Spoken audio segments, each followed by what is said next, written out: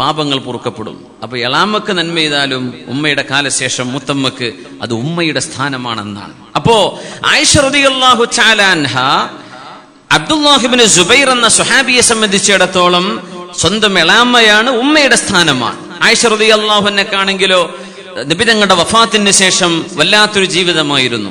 അധികാരോടും അങ്ങനെ ഒരു ഇടപഴകലൊന്നുമില്ല, ഇബാദത്തുകളുമായി മുഴുകിയിരുന്നൊരു കാലമാണ്. അപ്പൊ വല്ലാത്ത ഇഷ്ടമായിരുന്നു അബ്ദുല്ലാഹ് ഇബ്നു സുബൈർ എന്നവരെ റളിയല്ലാഹു തആല അൻഹു.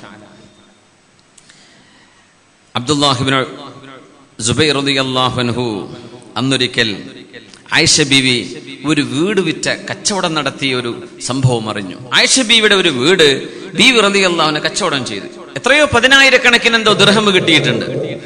അപ്പോ ബീവി റളിയല്ലാഹു അൻഹ കിട്ടുന്നത് മുഴുവൻ സ്വതക്ക ചെയ്യുന്ന ഒരു ശീലമാണ്. ഒരു വീട് വിറ്റിട്ട് സ്വന്തമായ ഒരു വീടോ ഒരു കൂരയോ എന്തെങ്കിലും ഒന്ന് സൗകര്യപ്പെടുത്താൻ പോലും നിൽക്കാതെ ബീവി റളിയല്ലാഹു അൻഹ എന്ത് ചെയ്തു? ആ വീട് വിറ്റ് കിട്ടിയ മുഴുവൻ കാശും അന്നക്കന്ന് അങ്ങോട്ട് സ്വതക്ക ചെയ്ത് തീർത്തു. സ്വതക്ക ചെയ്ത് തീർത്തു. കാരണം അഷ്റഫുൽ ഖൽഖിൽ നിന്ന് പഠിച്ചവരാണ് ആയിഷ റളിയല്ലാഹു അൻഹ. ആയിഷ, ഞാൻ എന്റെ വീട്ടിൽ ഒരു ദിർഹമോ ഒരു ദീനാറോ ബാക്കി വെച്ചത് ഓർമ്മ വന്നു. ഞാൻ അതുകൊണ്ടാണ് പെട്ടെന്ന് പള്ളിയിൽ നിന്ന് ഓടി വന്നത്. സ്വഹാബികൾ ചോദിച്ചു അഷ്റഫുൽ ഖൽഖിനോട് സല്ലല്ലാഹു അലൈഹി വസല്ലം, നിസ്കാരം കഴിഞ്ഞ് പെട്ടെന്ന് നബി തങ്ങൾ വീട്ടിലേക്ക് ഓടുകയാണ്. എന്തേ നബിയെ വിഷയം? വീട്ടുകാർ ചോദിക്കുന്നു, സ്വഹാബത്ത് ചോദിക്കുന്നു, നബിയെ അങ്ങ് നിസ്കാരം കഴിഞ്ഞ് പെട്ടെന്ന് പോയല്ലോ, എന്ത് പറ്റി? എന്റെ വീട്ടിൽ ചില ദീനാറോ ദിർഹമോ ആരോ തന്ന് ഏൽപ്പിച്ചത് ഉണ്ടെന്ന് എനിക്ക് ഓർമ്മ വന്നു. അത് പാവപ്പെട്ടവർക്ക് വിതരണം ചെയ്യാതെ എന്റെ മനസ്സിന് സമാധാനം വരൂല, അതുകൊണ്ട് ഞാൻ പോയതാണ് പെട്ടെന്ന് വിതരണം ചെയ്യാൻ. അതാണ് റസൂലുള്ളാഹി സ്വല്ലല്ലാഹു അലൈഹി വസല്ലം നബി തങ്ങൾ എന്ന് കണ്ടുപിടിച്ച ഒരു ശീലമാണത്. ഭർത്താവിന് ഔദാര്യശീലുണ്ടെങ്കിൽ സ്വാഭാവികമായിട്ടും ഭാര്യയ്ക്കും ഔദാര്യശീലം. ഭർത്താവ് പിഷ്കനാണെങ്കിൽ ഭാര്യ പിഷ്കത്തിയാണെങ്കിൽ എന്ത് ചെയ്യും? രണ്ടാളും അങ്ങോട്ടും ഇങ്ങോട്ടും കുറഞ്ഞൊരു സ്വഭാവം പഠിച്ചെടുക്കുന്ന. അപ്പോ ആയിഷ റളിയല്ലാഹു അൻഹ എന്ന് മഹദി പഠിച്ചത് ആരിൽ നിന്നാണ്? നബി തങ്ങളിൽ നിന്നാണ് സ്വല്ലല്ലാഹു അലൈഹി വസല്ലം. ആ വീട് വിറ്റ മുഴുവൻ കാശും മഹദി റളിയല്ലാഹു അൻഹ അന്നക്കന്ന് സ്വതക്ക ചെയ്തു എന്ന വിവരം കേട്ടപ്പോ അബ്ദുല്ലാഹ് ഇബ്നു സുബൈർ എന്നവർക്ക് ഇത് പിടിച്ചില്ല.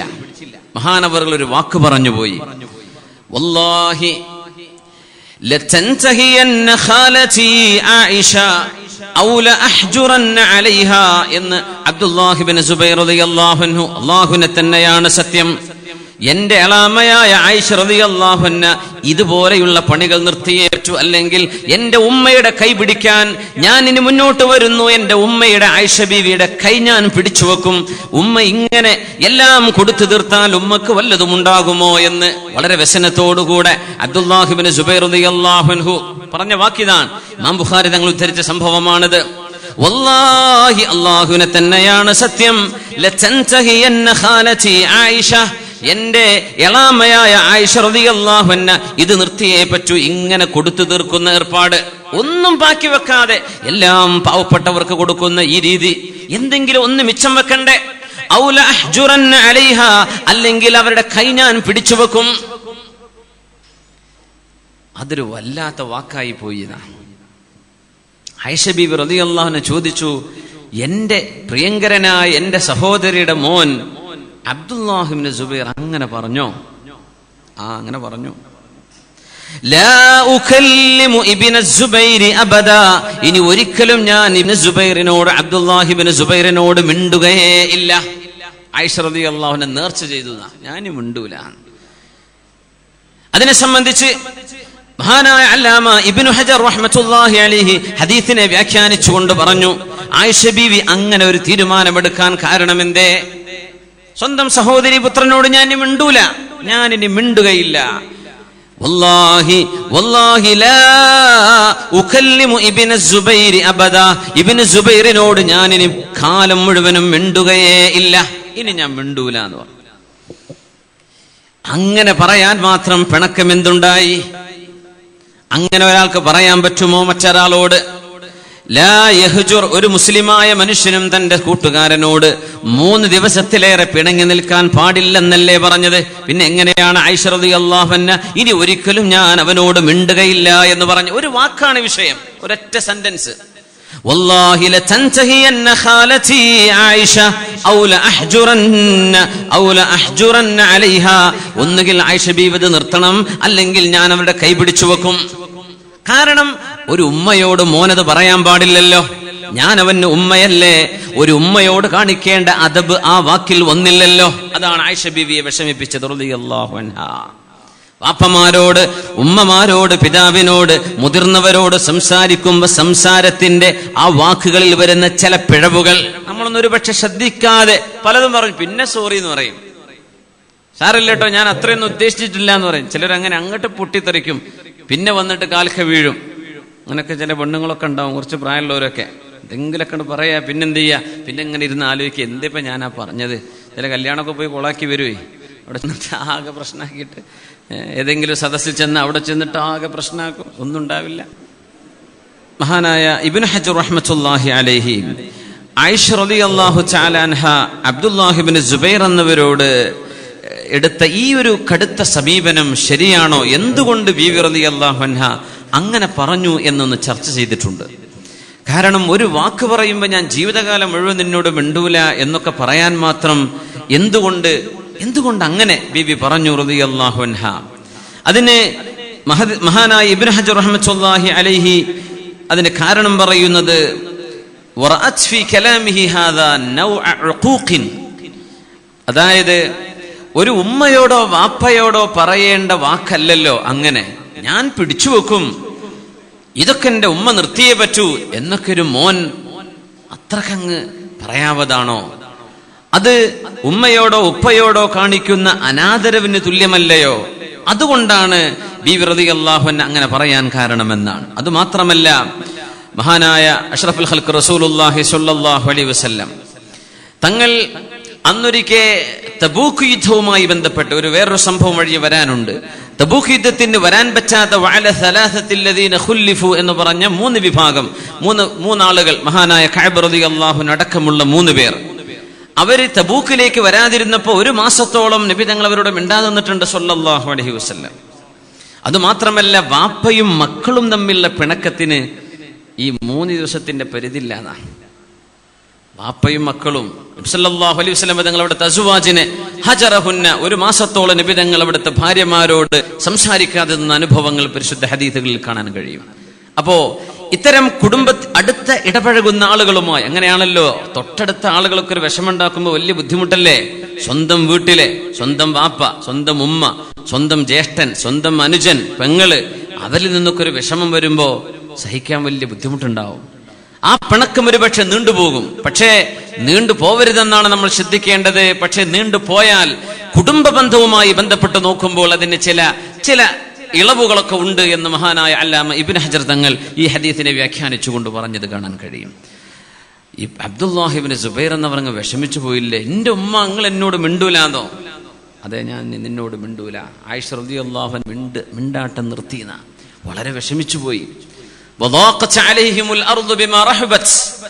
ഭൂമിയൊക്കെ വല്ലാണ്ട് ചുരുങ്ങിയതുപോലെ തോന്നും, വല്ലാണ്ടങ്ങ് മനസ്സങ്ങ് ഇടുങ്ങിപ്പോയി. അബ്ദുല്ലാഹി ഇബ്നു സുബൈർ എന്നവർ കരയാൻ തുടങ്ങി. എന്റെ ഉമ്മ എന്നോട് മിണ്ടൂലേ, ഇനി ആരാണ് എനിക്കുള്ളത്? എന്റെ ഉമ്മക്ക് തുല്യം മഹദിയായ ആയിഷ റളിയല്ലാഹു അൻഹ എന്റെ ഉമ്മയാണ്, എന്റെ ഖാലത്താണ്, എന്നോട് മിണ്ടൂലേ? ഞാൻ ആ പറഞ്ഞ് തെറ്റായി പോയെങ്കിൽ ഉമ്മ എനിക്ക് മാപ്പ് തരണം. ആയിഷ റളിയല്ലാഹു തആല അൻഹ പറഞ്ഞു, ഞാൻ അല്ലാഹുവിനോട് നേർച്ച ചെയ്തു പോയി, നദർതു ലില്ലാഹ്, എന്റെ നേർച്ച ഞാൻ നിന്നോട് മിണ്ടുന്നതിനേക്കാളും വലുതാണ് എന്ന് പറഞ്ഞു ആയിഷ റളിയല്ലാഹു അൻഹ. ഒരു വാക്കാണ്, നാശം വിതക്കുന്ന വാക്കുകൾ അല്ലെങ്കിൽ വാക്കുകളാൽ ഉണ്ടാകുന്ന നാശങ്ങൾ എന്ന ശീർഷകത്തിലാണ് നമ്മുടെ ഈ ചർച്ച ഇന്ന് കടന്നു പോകുന്നത്. ചില കലിമത്തുകൾ,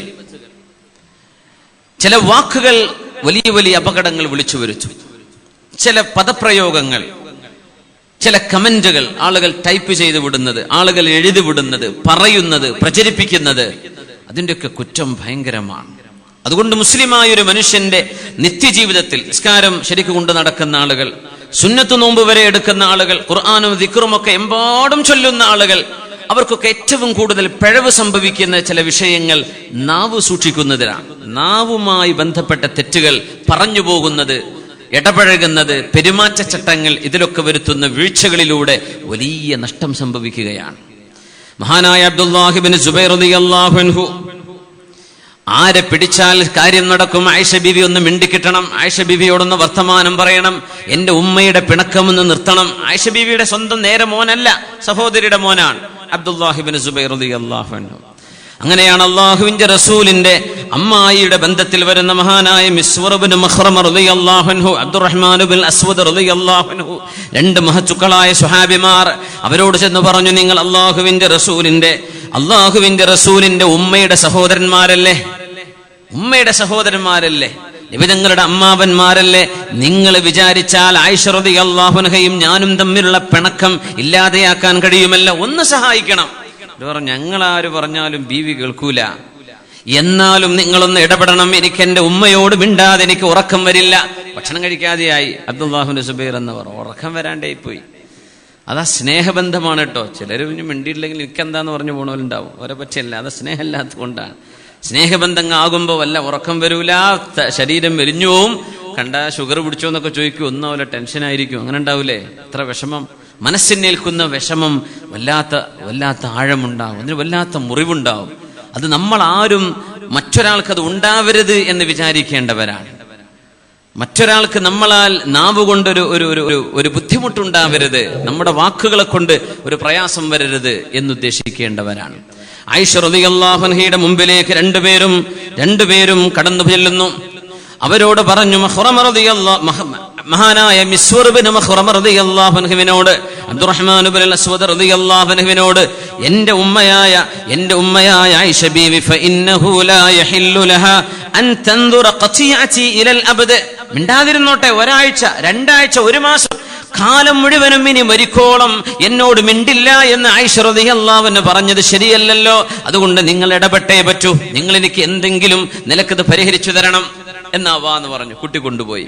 പിന്നെ ഞങ്ങൾ ആയിഷ ബീവിന്റെ വീട്ടിൽ ചെന്നിട്ട് സലാം പറയും, ബീവിയോട് ചോദിക്കും, ഞങ്ങൾ കടക്കട്ടെ, ഞങ്ങൾ എല്ലാവരും കടക്കട്ടെ എന്ന് ചോദിക്കും. കാരണം പുറത്ത് നിൽക്കുന്നത് ആരാണെന്ന് കാണൂലല്ലോ. അപ്പൊ ഞങ്ങൾ എല്ലാവരും ആരാന്ന് ചോദിക്കും. ഞാൻ അബ്ദുറഹ്മാൻ ഇബ്നു അസ്വദ് റളിയല്ലാഹു അൻഹു ആണ്, അല്ലെങ്കിൽ മിസ്വർ ഇബ്നു മഖ്റമ തങ്ങളാണ്, ബന്ധുക്കളാണെന്ന് പറയും. അപ്പോ കടക്കാൻ അനുമതി തരും. അപ്പൊ ഞങ്ങൾ ചോദിക്കും, ഞങ്ങൾ എല്ലാവരും വന്നോട്ടെ. അപ്പൊ ബീവി ഓക്കേ എന്നങ്ങ് പറഞ്ഞാൽ ബീവി മറയുടെ പിന്നിലായിരിക്കും ഉണ്ടാവുക. നീ എന്ത് ചെയ്യാ, നേരെ ചെന്നിട്ട് അങ്ങോട്ട് കാൽക്ക് വീണിട്ട് മാപ്പ് ചോദിച്ചേക്കണം, ആ കിട്ടിയ ചാൻസ് ഉപയോഗിച്ചു. പറ്റുമോന്ന് ചോദിച്ചു. ഓ പറ്റും, പോവാന്ന് പറഞ്ഞു. അങ്ങനെ രണ്ടുപേരും മഹാനായ അബ്ദുല്ലാഹിബ്നു സുബൈർ എന്നവരെ കൂട്ടി ആയിഷ ബീവിയുടെ വീട്ടിലേക്ക് കടന്നു ചെല്ലുകയാണ്. വാതിൽക്കൽ ചെന്നു. മഹാനായ മിസ്വർ എന്നവർ, അബ്ദുറഹ്മാൻ എന്നവര് അവരുടെ ഒരു പുതപ്പ് പുതച്ചിട്ട കയറി ചെല്ലുന്നത്. അസ്സലാമു അലൈകി വറഹ്മത്തുള്ളാഹി വബറകാതുഹു അനദ്ഖുലു, ഉമ്മ ഞങ്ങൾ വരട്ടെ, ആയിഷ ബീവി ഞങ്ങൾ വന്നോട്ടെ, സമ്മതം ചോദിച്ചു. എന്നാ ഒരു വീട്ടിലേക്ക് കടന്നു ചെല്ലും എന്ത് ചെയ്യണം, സമ്മതം ചോദിച്ചിട്ട് അനുമതി കിട്ടിയിട്ടേ കയറി ചെല്ലാവൂ. അത് നമ്മൾ സാമാന്യം മനസ്സിലാക്കേണ്ട, എപ്പോഴും പ്രാവർത്തികമാക്കേണ്ട ഒരു നന്മയാണ്. ചിലർ പറയും, ആ വീട്ടിൽ ഞങ്ങളൊക്കെ ആങ്ങൾ പെങ്ങളെ പോലെയല്ലേ. അങ്ങനെയൊന്നുമില്ല. മഹറമീങ്ങളല്ലാത്തവർക്ക് അങ്ങനെ ഒരു കാറ്റഗറി ഇസ്ലാമിലില്ല. മഹറമല്ലാത്തവർക്ക് എന്ത് ആങ്ങളെ പെങ്ങളെന്ന് പറയാം. അഷ്റഫുൽ ഖൽഖ് സ്വല്ലല്ലാഹു അലൈഹി വസല്ലം തങ്ങൾ ഉമ്മത്തിലെ സ്വഹാബികൾക്കോ അവിടുത്തെ സ്വഹാബിനോ അനുവദിച്ചു കൊടുക്കാത്തൊരു പ്രിവിലേജ് നമ്മൾ എങ്ങനെ പറയാം. കൂടെ പഠിച്ചവരല്ലേ, ഒരു ബെല്ലടിച്ചു വരുന്നു, കയറുന്നു, ഇരിക്കുന്നു, ജ്യൂസ് ഉണ്ടാക്കുന്നു, ഇരിക്കുന്നു, വർത്താനം പറയുന്നു, ഉറക്കൊഴിക്കുന്നു, പോകുന്നു, വരുന്നു, അറിയുന്നില്ല. അവര് സുഹൃത്തുക്കൾ, അവര് ആങ്ങളെ പെങ്ങളെ പോലെയാണ്. അങ്ങനെയൊന്നുമില്ല. പച്ചയായ ഹറാമായിരിക്കും അത്. അന്യരായ ആണുങ്ങളും പെണ്ണുങ്ങളും അന്യ വീട്ടിലേക്ക് സമ്മതമില്ലാതെ കയറി വരിക, ഒരുമിച്ചിരിക്കുക, അതൊന്നും പാടില്ലാത്ത സംഗതികളാണ്, ശറ അനുവദിക്കാത്തതാണ്. അത് ശ്രദ്ധിക്കണം, ഉമ്മമാരൊക്കെ ശ്രദ്ധിക്കണം. കോളേജ് പഠിക്കുമ്പോഴാണ് ഈ അസുഖം ഉണ്ടാവുക. അത് ഒരുമിച്ച് പഠിക്കണം.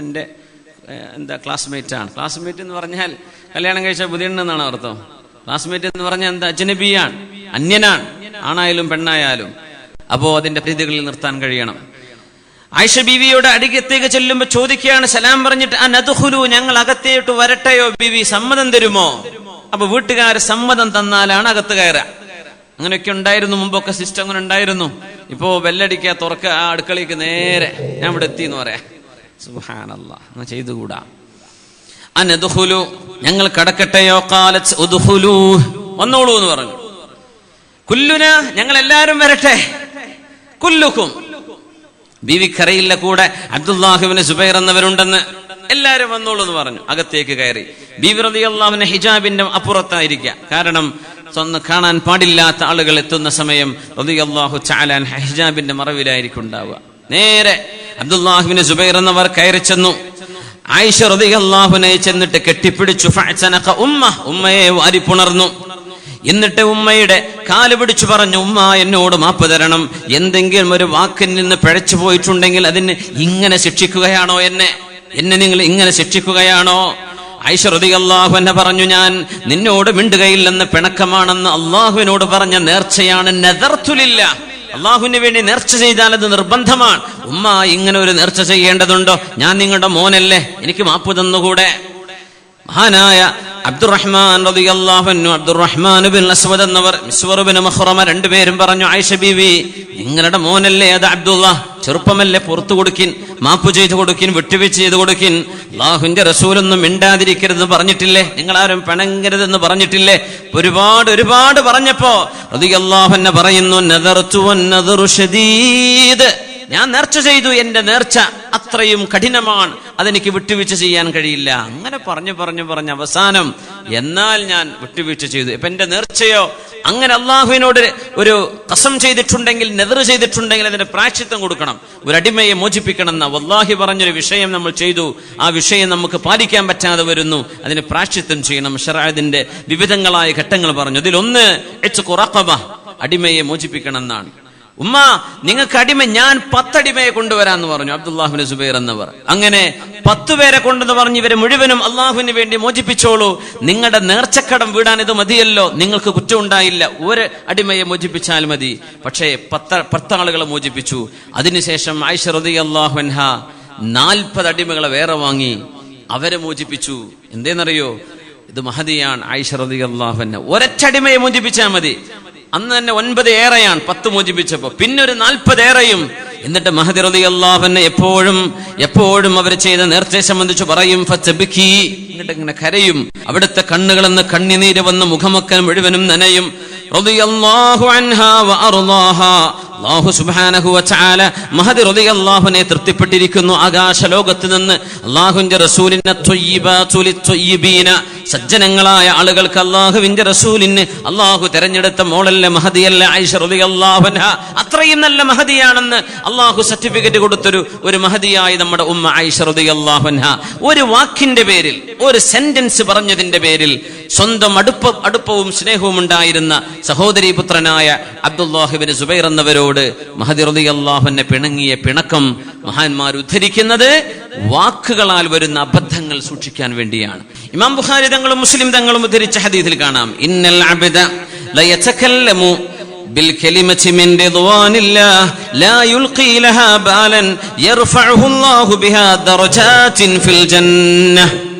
ഒരു മനുഷ്യൻ ചെയ്യുന്ന ഒരു വാക്ക് കാരണം നോക്കണം, ഇന്നൽ അബ്ദ, ചില ആളുകൾ, ലയതകല്ലമു ബിൽ കലിമ മിൻ റിദ്വാനില്ലാഹ്, അല്ലാഹുവിന് ഇഷ്ടമാകുന്ന ചില വാക്ക്, ഒരു വാക്ക് ഒരു മനുഷ്യൻ പറഞ്ഞേക്കും, ഒരു വാക്ക്, ഒരു നന്മ, ഒറ്റ നന്മ, ലാ യുൽഖി ലഹാ ബാലൻ, ആ പറയുന്ന ആൾ പക്ഷേ അതിന് അത്രയങ്ങ് ഗൗരവം കൊടുത്തു എന്ന് വരില്ല. ഒരു നല്ല കാര്യം പറഞ്ഞു, ഒരു നന്മയ്ക്ക് വേണ്ടി ഒരു കാര്യം പറഞ്ഞു കൊടുത്തു, എന്തെങ്കിലും മാപ്പാക്കി കൊടുത്തക്കടോ, ഒരു തൊലാക്കിലെത്തിയിരിക്കുന്ന വിഷയമാണ്, നീ അങ്ങ് പുറത്തു കൊടുത്താ പോരെ, ഒരു വാക്ക് പറഞ്ഞു. അത് മധ്യസ്ഥം പറയുമ്പോൾ പല വാക്കും പറയുന്ന കൂട്ടത്തിൽ പറഞ്ഞു പോയൊരു വാക്കാണ്. അന്ന് മധ്യസ്ഥം പറയുന്നത് പിരിച്ച് രണ്ട് ഭാഗത്തേക്കാക്കിയിട്ട് തിരിച്ചു പോരാനാണ്. അപ്പോഴാണ് ഞങ്ങൾ പോയിട്ട് കാര്യം നടന്നു എന്ന് പറയാം. ശരിക്കും അങ്ങനെയല്ല വേണ്ടത്. മധ്യസ്ഥന്മാർ പോവേണ്ടത് എന്തിനാണ്? യോജിക്കാൻ കഴിയുമെങ്കിൽ പരമാവധി വിട്ടുവീഴ്ച ചെയ്ത് പരസ്പരം യോജിപ്പിക്കാനാണ് ചെയ്യേണ്ടത്, അല്ലേ? പരസ്പരം വാശിക്ക് വേണ്ടി നിൽക്കുക, വീറും വാശി, ഞങ്ങൾ ജയിച്ചു എന്ന് പറയാ, ശരിക്കും തോൽക്കുകയാണ് അവിടെ ചെയ്യുന്നത്. അപ്പൊ ഒരുപക്ഷെ ചില വാക്ക് നമ്മൾ പറയും യോജിപ്പിക്കാൻ വേണ്ടി, പുറത്തു കൊടുക്കാൻ വേണ്ടി. ലാ യുൽഖി ലഹാ ബാല, അതിനൊരു പക്ഷെ അത്ര വലിയ ഗൗരവത്തിൽ അങ്ങ് പറഞ്ഞ വാക്കൊന്നും ആവില്ല. പക്ഷേ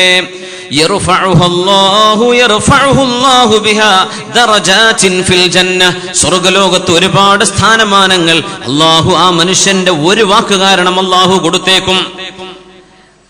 വേറൊന്നുണ്ട്, ഇന്നൽ അബ്ദ ലയതകല്ലമു ബിൽ കലിമതി മിൻ സഖത്തില്ലാഹ്, അല്ലാഹുവിന് ഇഷ്ടമില്ലാത്ത ചില വാക്കുകൾ ചില ആളുകൾ പറയും, സാരമായി തമാശയായിട്ട് പറയും.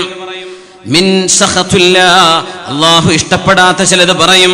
ലാ യുൽഖി ലഹാ ബാല, അതിനെ തീരെ അവരെ ഗൗനിക്കുകയില്ല, മൈൻഡ് ചെയ്യാതെ അങ്ങ് പറയും, മൈൻഡ് ചെയ്യാതെ പറഞ്ഞേക്കും. ആ ഒരു വാക്ക് കാരണം നരകത്തിൽ ആ മനുഷ്യൻ വീണുകൊണ്ടിരിക്കും. നക്ഷത്രത്തോളം ദൂരത്തേക്ക് നരകത്തിൽ ആ മനുഷ്യൻ പറയുന്ന ഒരു വാക്ക് കാരണം ഒരു പക്ഷേ അള്ളാഹുവിന് വെറുപ്പുള്ള ഒരു കലിമത്ത്, ഒരൊറ്റ വാക്ക്, ഒരു സെന്റൻസ് അല്ല, അരമണിക്കൂറല്ല, ഒരൊറ്റ വാക്ക്. അതേപോലെ ഒരു നന്മ പറയുമ്പോൾ ഒരു വാക്ക് കൊണ്ട് അള്ളാഹു ഒരുപാട് സ്ഥാനം, അള്ളാഹു ഒരുപാട് പൊരുത്തം, സ്വർഗലോകത്തെ സ്ഥാനമാനങ്ങൾ അള്ളാഹു കൊടുത്തു വരും. ഇത് വാക്കുകളാണ്. എന്തുകൊണ്ടെന്നാൽ മനുഷ്യൻ എന്നത് അവന്റെ വാക്കാണ്, അവന്റെ പ്രവൃത്തിയാണ്. വാക്കെന്ന് പറഞ്ഞാൽ ഇന്ന് മൊബൈൽ ഫോണുകൾ ഉപയോഗിക്കുന്ന കാലമാണ്. എഴുതിയിട്ടും എഴുതാതെയും ടെക്സ്റ്റ് ചെയ്തിട്ടും റെക്കോർഡ് ചെയ്തിട്ടും ഒക്കെ കൊടുക്കും. ഇതൊക്കെ വാക്കുകളാണ്. ഒരു മനുഷ്യൻ ചെയ്യുന്ന ഈ പ്രവർത്തനങ്ങളിൽ നന്മയും തിന്മയും എന്തെന്ന് വേർതിരിക്കാനും മനസ്സിലാക്കാനും നമുക്ക് സാധിക്കണം. അള്ളാഹു വാക്കുകളാൽ വരുന്ന അബദ്ധങ്ങൾ, തിന്മകൾ, തെറ്റുകളിൽ നിന്ന് അള്ളാഹു നമ്മുടെ നാവുകളെ കാത്തു സൂക്ഷിക്കട്ടെ. മാ യൽഫിദു മിൻ ഖൗലിൻ ഇല്ലാ ലദൈഹി റഖീബുൻ അതീദ്. മനുഷ്യൻ പറയുന്ന വാക്കുകൾ അത് റഖീബോ അതീദോ അറിയാതെ, അവർ കേൾക്കാതെ, അവർ രേഖപ്പെടുത്താതെ പോകുന്ന ഒരു വാക്കും മനുഷ്യൻ പറയുന്നില്ല. നമ്മൾ പറയുന്നതൊക്കെ റഖീബ് അതീദ് എന്ന മലക്കുകൾ എഴുതി വെക്കുന്നുണ്ട്. ഇതൊക്കെ നമ്മൾ പഠിച്ചതാണ്, നമ്മൾ അറിയുന്നതാണ്. വർത്താനം പറയുമ്പോൾ ഓർമ്മ ഉണ്ടാവില്ല എന്ന് മാത്രം, അല്ലേ? നമ്മുടെ മലക്കിനത് ഇഷ്ടപ്പെടുമോ? അള്ളാഹുവിനത് ഇഷ്ടപ്പെടുമോ? ഇന്ന السمع والبصر والفؤاد إن السمع والبصر والفؤاد كل أولئك كان عنه مسؤولا. ഈമാനുള്ള മുഅ്മിനീങ്ങളെ ചിന്തിപ്പിക്കുവാൻ അല്ലാഹു പറയുന്നു, ഇന്ന السمع والبصر, തീർച്ചയായും നിങ്ങൾ കേട്ടുകൊണ്ടിരിക്കുന്നത്, നിങ്ങൾ കണ്ടുകൊണ്ടിരിക്കുന്നത്. കാരണം കാഴ്ചയിലേറെ കേൾവിയാണ് കൂടുതൽ നടക്കുക. ഗർഭാശയത്തിലിരിക്കുന്ന കുഞ്ഞുവരെ കേൾക്കുന്നുണ്ട്, കാണുന്നില്ല. ജനിച്ച കുഞ്ഞ് കണ്ണടച്ചു വെച്ചിട്ടായിരിക്കും ഇരിക്കുക. കണ്ണ് തുറക്കാൻ മിനിറ്റുകൾ എടുത്തെന്ന് വരും, പക്ഷെ ആ കുട്ടി കേൾക്കുന്നു. അതുകൊണ്ടാണ് വാങ്ക് വിളിക്കാൻ പറഞ്ഞത്. ചെവി ആദ്യം വർക്ക് ചെയ്യുന്നുണ്ടെന്നാണ്, പിന്നെ ആ കണ്ണ് വർക്ക് ചെയ്യും. അതുകൊണ്ട് ചെവിയും കണ്ണും ഖുർആൻ പറയുമ്പോൾ ആദ്യം ചെവി എന്നാ പറയാ, ആദ്യം കേൾവിയെ സംബന്ധിച്ച ഖുർആൻ പറയാ. അത് വിശുദ്ധ ഖുർആനിന്റെ ഒരു അത്ഭുതങ്ങളിൽപ്പെട്ടതാണ്. ആദ്യം എടുത്തു പറയാ ചെവിയാണ്, പിന്നെയാണ് കാഴ്ച എന്ന് പറയാ. ഇന്ന السمع والبصر, തീർച്ചയായും നിങ്ങളുടെ കേൾവിയും നിങ്ങളുടെ കാഴ്ചയും, വൽ ഫുആദ, നിങ്ങളുടെ മനസ്സുകളിൽ നിങ്ങൾ കോട്ടകെട്ടി പ്ലാൻ ചെയ്ത് ഓരോരോ ബുദ്ധിമുട്ടുകൾ ഉണ്ടാക്കാൻ, പ്രയാസങ്ങൾ ഉണ്ടാക്കാൻ നിങ്ങൾ പ്ലാൻ ചെയ്യുന്ന നിങ്ങളുടെ പ്ലാനിങ്ങുകളെല്ലാം, കുല്ലു ഉലൈക, നിങ്ങളുടെ മനസ്സും കേൾവിയും കാഴ്ചയും ഇതെല്ലാം കാന അൻഹു മസ്ഊല, നാളെ റബ്ബിന്റെ മുമ്പിൽ ചോദ്യം ചെയ്യപ്പെടുന്നവയാണ്. അല്ലാഹു ചോദിക്കുന്നതാണ്. അതുകൊണ്ട് നമ്മൾ കാണുന്നത്, വായന കുറഞ്ഞു പോയ കാലാണത്. വായിക്കാൻ വലിയ മടിയാണ്. ഉറങ്ങാൻ ഇപ്പോൾ ഉറക്കു വിളിക്കേണ്ട ആവശ്യമില്ല എന്നാ. പെണ്ണുങ്ങൾക്കൊക്കെ ഉറങ്ങണമെങ്കിൽ എന്ത് ചെയ്താൽ ഒരു പുസ്തകം കൊടുത്താൽ മതി, അപ്പം ഉറങ്ങിയേക്കും. വായിച്ചാൽ ഉറങ്ങി. അതാണ് വായിക്കൊരു പുസ്തകം എടുത്താൽ, പത്രം ചിലപ്പോൾ ഉഷാറിൽ വായിച്ചു തരും. ഒരു പുസ്തകം കൈ കൊടുത്തു നോക്കി, ആണായാലും പെണ്ണായാലും 10 മിനിറ്റ് കഴിഞ്ഞ് എന്ന് നോക്കിയാൽ കൂർക്കം വെച്ച് ഉറങ്ങുണ്ടാവും. എന്ത് വായിക്കാൻ പറ്റണില്ല. അങ്ങനെ വായന മരിച്ചു പോകുന്നൊരു കാലാണ്. അപ്പൊ അല്ലാഹു തആല എന്ത് ചെയ്തു? കുറെ യൂട്യൂബും കുറെ വാട്സപ്പും കേൾക്കാനും കാണാനുള്ള സൗകര്യം ചെയ്തിട്ട്, എന്നാ പിന്നെ അത് നന്മക്ക് ഉപയോഗിക്കുക. ഏതായാലും വായിക്കണില്ല, എന്നാ കുട്ടികളെ കൺട്രോൾ എന്ന് പറഞ്ഞ അള്ളാഹു ഈ ടെക്നോളജി ഒക്കെ തന്നിരിക്കുകയാണ്. അപ്പൊ നല്ലത് കാണുക, നല്ലത് കേൾക്കുക. കാരണം കേൾവിയും കാഴ്ചയും നമ്മുടെ ചിന്തയും നാളെ ചോദ്യം ചെയ്യപ്പെടാൻ പോവുകയാണ്. അള്ളാഹു ചെയ്ത വലിയ നിഅമത്തല്ലേ. വായിക്കാൻ മടിയുള്ള കാലം, വേറൊരു ഓപ്ഷനും ഇല്ല. ബുദ്ധിമുട്ടായി പോവില്ലേ? അപ്പോൾ അള്ളാഹു ഒരുപാട് കേൾക്കാൻ, അങ്ങനെ യാത്ര പോവാൻ ഹെഡ്ഫോണും വെച്ച് കേൾക്കാം, അല്ലെങ്കിൽ വാഹനത്തിൽ അതിൻ്റെ സ്പീക്കറിട്ട് കേൾക്കാം, അല്ലെങ്കിൽ കാണാം. എല്ലാ സൗകര്യങ്ങളും അള്ളാഹു തന്നു. ഇത് നന്മക്ക് വേണ്ടി ചെലവഴിക്കാൻ അള്ളാഹു നമുക്ക് തൗഫീക്ക് തരട്ടെ. അതൊരു ഫിത്നയുണ്ടാവാൻ, ഒരു കുടുംബം തെറ്റാൻ, പരസ്പരം ആളുകളെ തമ്മിൽ അടിപ്പിക്കാൻ, ഇതൊന്നും ഒരു മനുഷ്യനും ചെയ്തു പോകരുത്. ഇന്ന السمع والبصر والفؤاد كل اولئك كان عنه مسؤولا. എഴുതുന്ന ടെക്സ്റ്റ് ചെയ്യുന്ന ഓരോ വാക്ക് പോലും ശ്രദ്ധിക്കേണ്ടവയാണ്. ചില വാക്കുകൾ അള്ളാഹുവിന് ഇഷ്ടമില്ലാത്ത വാക്ക് വന്നു പോയേക്കും. പരിശുദ്ധമായ ഹദീസിൽ മഹാനായ ഇമാമുന മുസ്ലിം തങ്ങളും ഇമാം അഹ്മദ് ബിൻ ഹംബൽ തങ്ങളും ഉദ്ധരിച്ച ഹദീസുണ്ട്. സ്വഹീഹ് മുസ്ലിമിലും മുസ്നദിലും വന്ന ഒരു ഹദീസുണ്ട്, വളരെ സ്വഹീഹായ ഹദീസ്. 2 സഹോദരന്മാരുടെ ചരിത്രമാണത്. ജ്യേഷ്ഠൻ വളരെ നല്ല മനുഷ്യനാണ്, അനുജൻ വളരെ മോശക്കാരനാണ്. അങ്ങനെ എത്ര കുടുംബങ്ങളുണ്ടെന്ന ലോകത്ത്. അള്ളാഹു എല്ലാവരെയും നന്നാക്കി കൊടുക്കട്ടെ. വളരെ പടച്ചോനെ പിടിച്ച് നടക്കുന്ന നല്ല മനുഷ്യൻ. അനുജൻ അങ്ങനെ ഫിത്നയും ഫസാദായിട്ട് നടക്കുന്നു, ഗീബത്തും നമീമത്തായിട്ട് നടക്കുന്നു, കള്ളു കുടിച്ച് നടക്കുന്നു, വ്യഭിചരിച്ച് നടക്കുന്നു. പടച്ച തമ്പുരാൻ നമ്മളെല്ലാവരെയും നന്നാക്കി തരട്ടെ. അള്ളാഹു നന്നാക്കി തരട്ടെ. അള്ളാഹു നന്നാക്കി തരട്ടെ. പക്ഷേ ജ്യേഷ്ഠൻ ഉപദേശിക്കുവനെ, അഖ്സിർ, തിന്മ ചെയ്യല്ലടോ, നിർത്തിയേക്ക്, ഫിത്നയും ഫസാദ് ഉണ്ടാക്കല്ലേ, തിന്മ ചെയ്യല്ലേ, അഖ്സിർ. എത്ര പറഞ്ഞാലും ഇവൻ കേൾക്കൂല. അങ്ങനെ എപ്പോഴും പറയുമ്പോ ഇവൻ ചോദിക്കുകയാണ് സ്വന്തം ജ്യേഷ്ഠനോട്, ഖല്ലീനി വറബ്ബി അബ്ഇസ്ത അലയ്യ റഖീബാ, എന്നെയും എന്റെ റബ്ബിനെയും നീ അങ്ങ് വിട്ടേക്ക്, എന്റെ കാര്യം നോക്കാൻ അള്ളാഹു നിന്നെ പറഞ്ഞയച്ചുവോ എന്ന് സ്വന്തം സഹോദരനോട്, ജ്യേഷ്ഠനോട് അനുജൻ ചോദിച്ചു. എന്റെ കാര്യം, എന്നെയും എന്റെ റബ്ബിനെയും വിട്ടേക്കണം എന്ന് പറഞ്ഞാൽ അള്ളാഹുമായി മനസ്സിൽ സ്നേഹമുള്ള ആളാണ്. പക്ഷേ തെറ്റ് സംഭവിച്ചു പോകുന്നുണ്ട്, കൺട്രോൾ ചെയ്യാൻ പറ്റണില്ല. നിരന്തരം തെറ്റുകൾക്ക് വേണ്ടി മുന്നിട്ടിറങ്ങുന്ന, തിന്മയിലേക്ക് മനസ്സ് കൊടുക്കുകയോ തിന്മ പ്ലാൻ ചെയ്യുകയോ ചെയ്യുന്ന ഒരു ക്രിമിനലിനെ കുറിച്ചല്ല ഈ സംഭവം പറയുന്നത്. മനസ്സിലെവിടെയോ അള്ളാഹുവിനോട് സ്നേഹമുണ്ട്,